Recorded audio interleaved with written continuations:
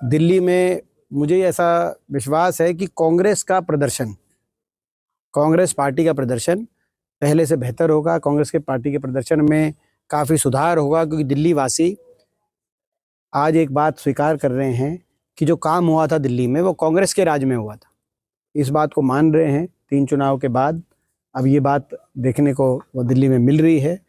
तो क्या नतीजे आएंगे, मैं कोई उस पर ज़्यादा लंबी चौड़ी भविष्यवाणी नहीं करना चाहता, लेकिन ये विश्वास के साथ मैं कहना चाहता हूँ कांग्रेस के प्रदर्शन में निश्चित तौर से दिल्ली में सुधार होगा। लेकिन जो एलजी वाली बात है, एलजी खुद अरविंद केजरीवाल को ये कह रहे कि अरविंद केजरीवाल झूठे बयान। देखिए, संवैधानिक व्यवस्था में भाजपा कोई विश्वास ज़्यादा है नहीं, तो इस तरह का कोई, मैं समझता हूँ ये कोई नई बात या कोई चौंकाने वाली बात कोई नहीं है। एक साधारण बात होगी देश के प्रजातंत्र में। शीर्ष नेतृत्व दिखाई नहीं देगा दिल्ली में कांग्रेस का, क्योंकि प्रधानमंत्री ने रैली की, जगत प्रकाश नड्डा ने रैली की। अभी 16 तारीख को राहुल जी की भी रैली है और पूरा शीर्ष नेतृत्व वहाँ पे। 15 तारीख को भी हमारा कार्यक्रम है, एआईसीसी का हमारा नया जो भवन है उसका उद्घाटन किया जा रहा है। तो सारा आपको कांग्रेस का शीर्ष नेतृत्व वहाँ दिखाई देगा। जिस तरह से किसान एमएसपी की मांग को लेकर वो कह रहे हैं कि हरियाणा में 24 फसलों पर हमने एमएसपी दे दी है, एमएसपी से भी ज्यादा किसानों को दिया है। कांग्रेस भ्रामक प्रचार कर रही है। अगर ऐसा ही किसान हितैषी भूपेंद्र सिंह का स्वामीनाथन रिपोर्ट के समय वो चेयरमैन बनाए गए थे, क्यों नहीं उस समय? ये भाई, ये तो झूठ का प्रचार है। उनको यही नहीं पता कि हुड्डा साहब स्वामीनाथन कमीशन के चेयरमैन नहीं थे। स्वामीनाथन कमीशन के चेयरमैन स्वामीनाथन जी ही थे। और जो हुड्डा साहब जो कृषि संबंधित कमेटी के चेयरमैन थे, जिसमें सारे मुख्यमंत्री सदस्य थे, उसके चेयरमैन हुड्डा साहब थे। उस कमेटी ने देश में सबसे पहले कहा था स्वामीनाथन कमीशन लागू करो, जो स्वामीनाथन कमीशन की जो रिपोर्ट है उसको लागू करो।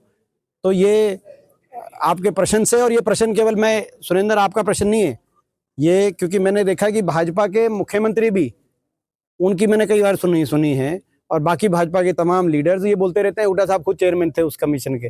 वो हुड्डा साहब कमीशन के चेयरमैन थे, उनकी जानकारी के लिए मैं बता रहा हूँ, क्योंकि वो तथ्यों के आधार पे बात करें। एमपी साहब, आपको लगता है कि, लेकिन तथ्यों से इनका कोई लंबा चौड़ा लेना देना नहीं है।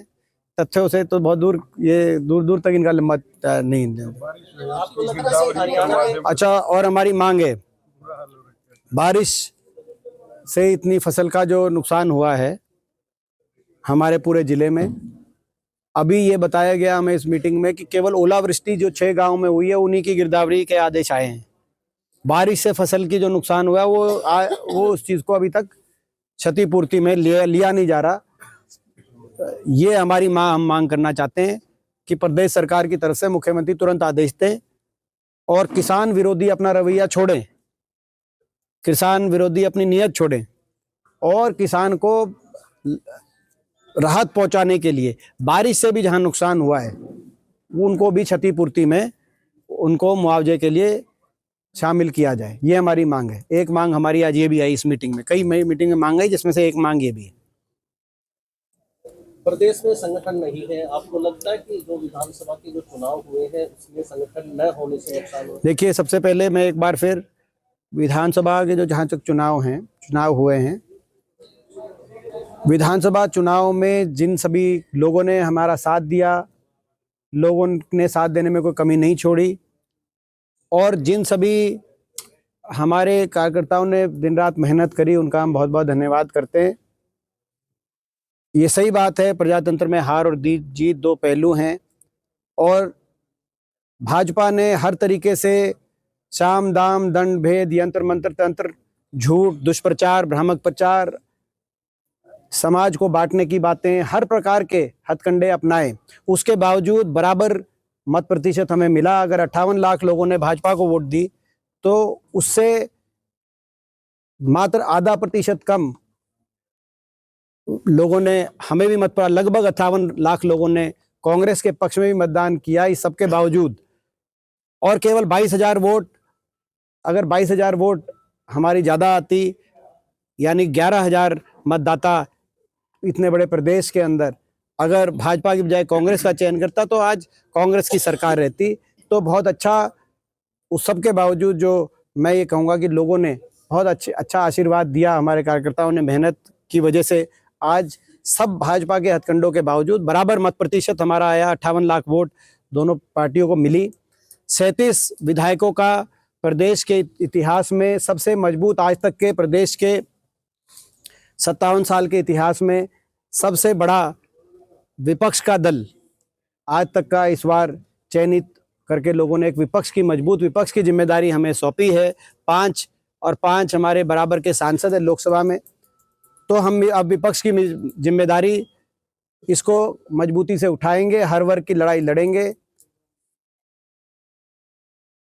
जो हमारे मुद्दे थे वो यूं के यूं हैं। हरियाणा का जो नुकसान इस सरकार ने किया वो आज पूरे हरियाणा, सभी सारे हरियाणा प्रदेश वासियों को के सामने है। और हमारे इतने लोगों ने हमारा साथ दिया है, तो हमारे जो मुद्दे थे वो लगभग बराबर मत प्रतिशत के साथ बराबर के हरियाणा के नागरिकों ने उन मुद्दों को स्वीकारा है।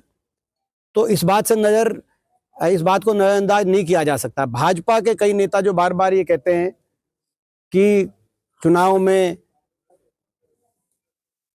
इतनी हमारे को बड़ा बहुमत मिल गया और विपक्ष खत्म हो गया। मैं कईयों के बयान में देखता हूं जिस तरीके से कांग्रेस पार्टी और विपक्ष की तरफ भाजपा के नेताओं द्वारा जो बयान किए जा रहे हैं वो दुर्भाग्यपूर्ण है। वो इसको ना भूलें कि बराबर का विपक्ष है, बराबर का हमें एक प्रजातंत्र में एक जिम्मेदारी लोगों ने हमें भी सौंपी है। हम उस जिम्मेदारी को अच्छे से निभाएंगे। जहाँ तक संगठन की बात है, संगठन की क्या हो रही वो तो हमारे संगठनात्मक चिंतन के विषय हैं, वो सार्वजनिक चिंतन के विषय नहीं है, सार्वजनिक चर्चा के विषय नहीं है। लेकिन जहाँ जहाँ कई ऐसी बातें रहेंगी जो संगठनात्मक रूप से जहाँ पे सुधार की, सीख की आवश्यकता होगी, मुझे विश्वास है कि सभी कांग्रेस के हमारे सभी नेतागण भी, हम लोग भी और हमारा संगठन भी उन सभी विषयों को समझ के सीख लेके आगे बढ़ेंगे।